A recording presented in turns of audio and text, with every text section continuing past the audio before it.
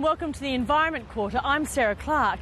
Coming up on today's program, Europe gives its feedback on what it thinks of Australia's carbon pricing scheme, and we take a look at a microscopic algae that thrives on pollution. What we're really doing with this project is we are taking what Mother Nature has done over millions of years to generate our fossil oil reserves that we are exploiting these days, and we're just cutting nature short by a few million years. But first, while farmers may not be a part of the initial carbon pricing scheme, they're certainly a part of the long-term climate change solution. Now one farmer has done his own greenhouse audit to see how the industry can improve, and scientists are taking note. He doesn't look like a farmer with an environmental cause, but David Katanak is doing everything he can to cut his carbon footprint. It's with that in mind he decided to undertake an emissions audit. I wasn't looking at it from an environmental point of view, to be honest. I was actually using it as another tool to flag areas where we may be able to pick up on efficiency.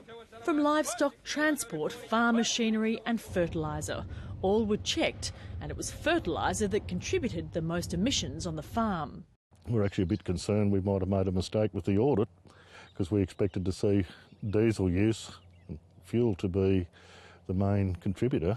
To reduce his footprint, David Katanak changed the way he farmed. He left corn stubble on top of the soil instead of burning it, and that's reduced surface evaporation, and long-term, the soil quality is enriched as a result. As for paying farmers to store more carbon in the ground... For every tonne of carbon I store, I'll tie up $190 worth of nitrogen, phosphorus and sulphur. What do you think of that? Doesn't look like a very good investment, does it? If you're going to give me $8 or $10 a tonne to tie it up for 100 years. David Katanak was the first to do an emissions audit from a working farm. Now CSIRO is using those results to embark on a broader scheme, working with 17 grower groups across the nation. As well as storing more carbon in soils, scientists are trialling ways to produce higher yields using less water. But in many parts of Australia, we're only achieving 60 to 70% of the efficiency that is possible. So there's a lot of room for improvement. With a forecast of less rainfall in the future, this research will give farmers a head start as they learn to live with a changing environment. While Federal Parliament debates the pros and cons of a carbon pricing scheme, Europe is urging Australia to press ahead. The EU Climate Commissioner, Connie Hedegaard, held high-level climate change talks here in Australia this month. And she says Australia must remain globally accountable, and a carbon pricing scheme is a step in the right direction. It's interesting for Europe to see if yet another country will actually join the club of those of us who have cap and trade systems who are actually doing something to the climate. Europe embarked on an emissions trading scheme about 7 years ago. Success or failure? I would say that today it's a success. Of course, when you're creating such a thing as the first in the world to do so, there are some teething problems.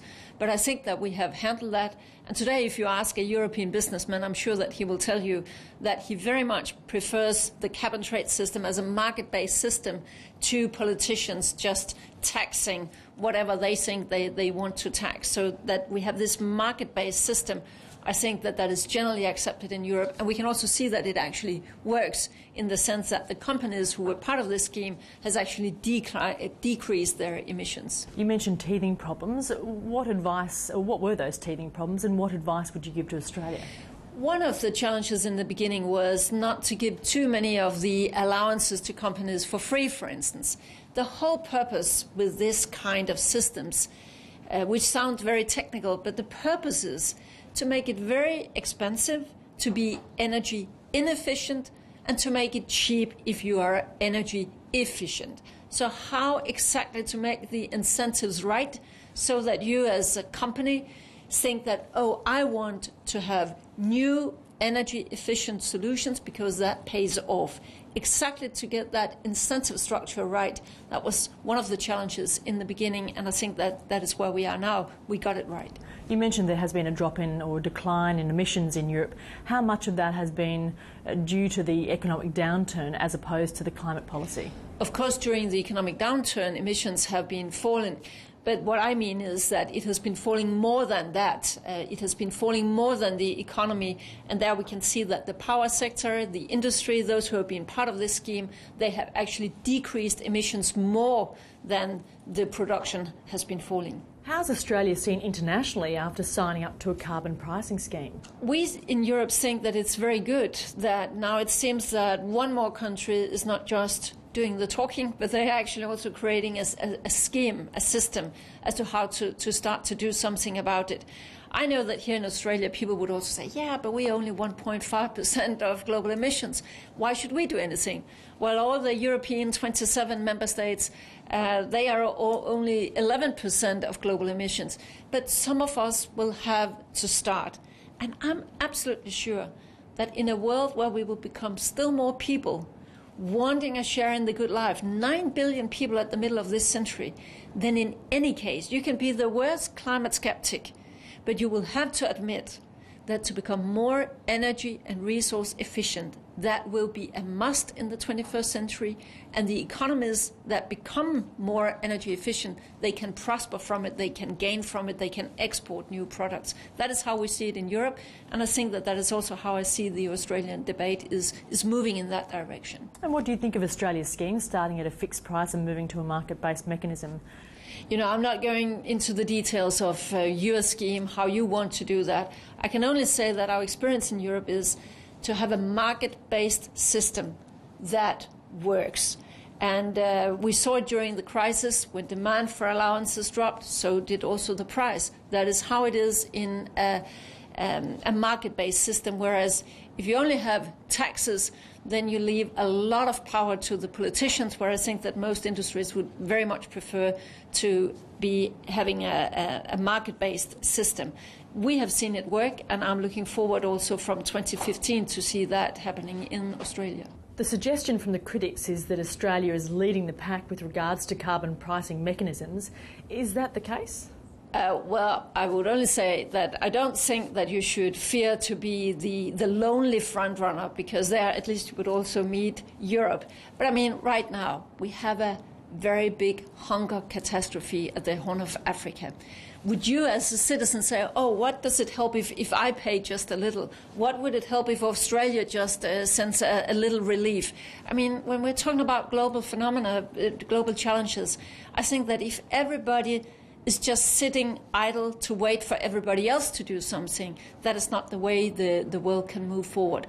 And the international negotiations, of course, will be all about how can we create an international framework. But we are not getting that framework unless some of us actually sets a good example and show that it is doable, it's possible action to do this without harming your economy. That is what we think we have been doing in Europe. Connie Hedegaard, thanks very much for joining us. Okay, you're welcome.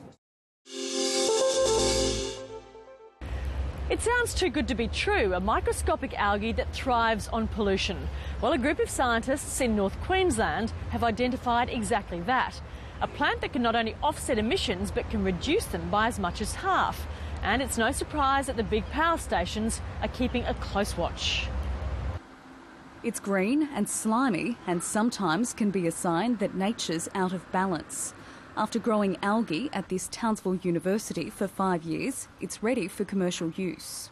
What we're really doing with this project is we are taking what Mother Nature has done over millions of years to generate our fossil oil reserves that we are exploiting these days, and we're just cutting nature short by a few million years.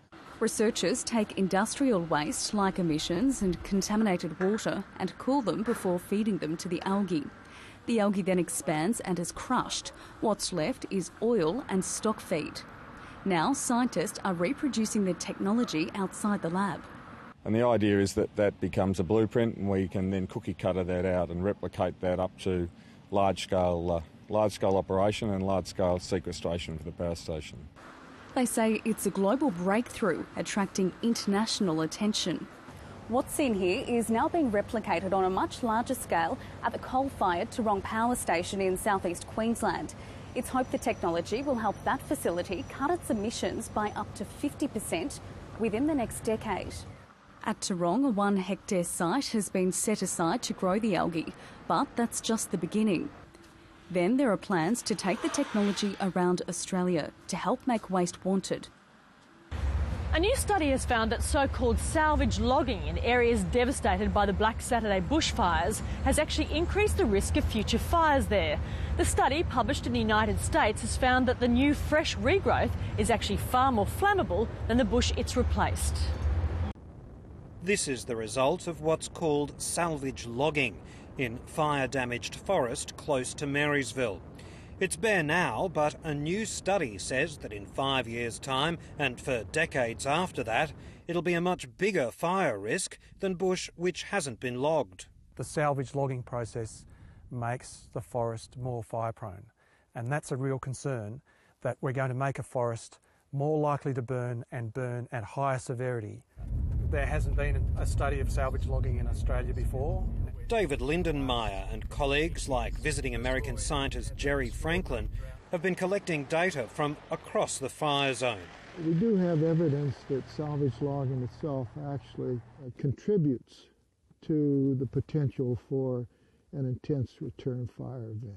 The scientists say that recovering bush like this that hasn't been logged is far less flammable.